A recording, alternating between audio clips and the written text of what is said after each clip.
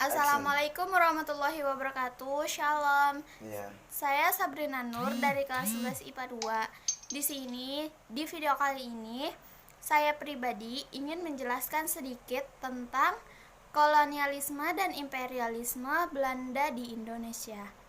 Pertama-tama, kita harus tahu dulu nih, kolonialisme itu apa sih?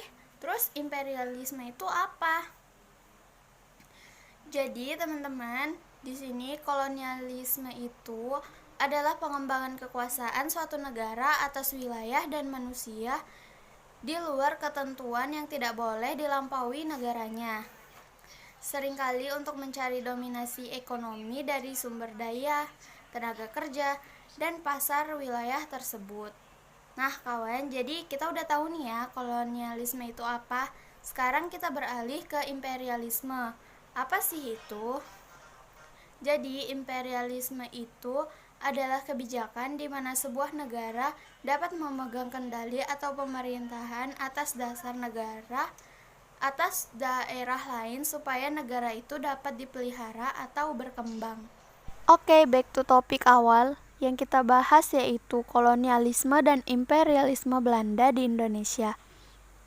Awalnya Belanda pada saat itu berdagang dan membeli rempah-rempah ke Portugis. Karena Portugis dijajah oleh Spanyol sehingga Belanda harus menjelajahi samudra.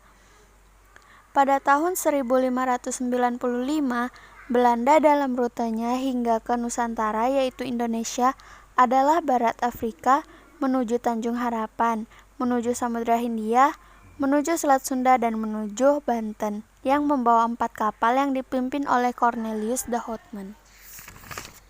Sesampainya di Indonesia, tepatnya di Banten, yang pada saat itu Banten di bawah pemerintahan Maulana Muhammad.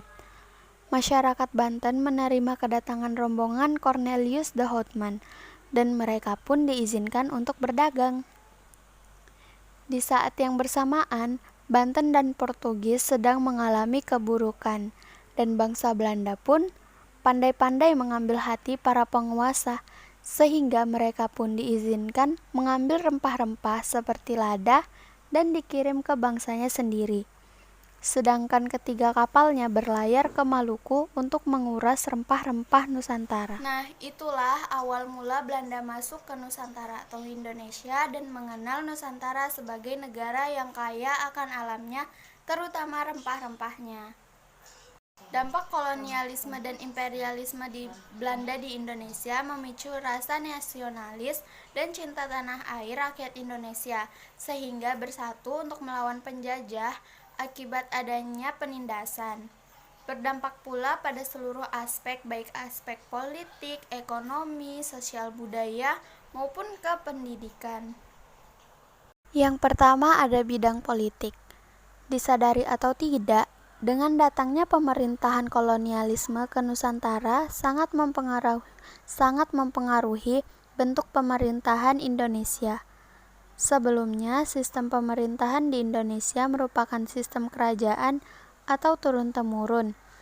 Tetapi dengan kedatangan Belanda yaitu Jenderal Daendels membawa perubahan administrasi dan politik di Indonesia dengan lebih modern.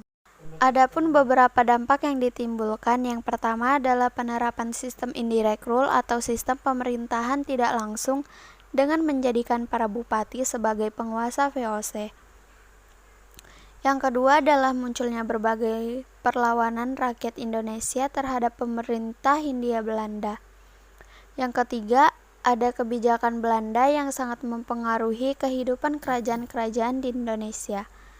Yang keempat, Belanda menjadikan bupati daerah sebagai alat kekuasaan pemerintahan mereka. Dan yang kelima adalah kekuasaan kerajaan bergantung pada kekuasaan kolonial Belanda.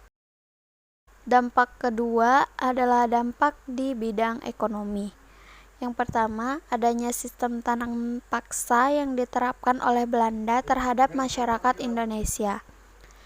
Yang kedua, diberlakukannya sistem sewa tanah, karenanya terjadilah perubahan dari sistem ekonomi barang ke sistem ekonomi uang. Yang ketiga, Belanda membangun fasilitas umum dengan memperkerjakan masyarakat Indonesia pada kerja rodi. Dampak yang ditimbulkan selanjutnya adalah dampak di sosial budaya. Yang pertama adalah berpindahnya fokus masyarakat pada bidang sosial budaya akibat hilangnya peran politik dari para penguasa. Yang kedua adalah ikatan tradisi melemah akibat beberapa upacara adat yang disederhanakan. Yang ketiga adalah hilangnya kekuasaan tradisional akibat dihilangnya status raja oleh Belanda dan digantikan sebagai pegawai pemerintahan. Dan dampak terakhir yang ditimbulkan yaitu dampak di bidang pendidikan. Yang pertama yaitu munculnya golongan-golongan terpelajar di Indonesia. Yang kedua, bangsa Indonesia bisa membaca dan menulis sehingga dapat menjadi tenaga-tenaga kerja di perusahaan Belanda. Dan yang terakhir adalah bangsa Indonesia menjadi tahu perkembangan yang terjadi di dunia luar.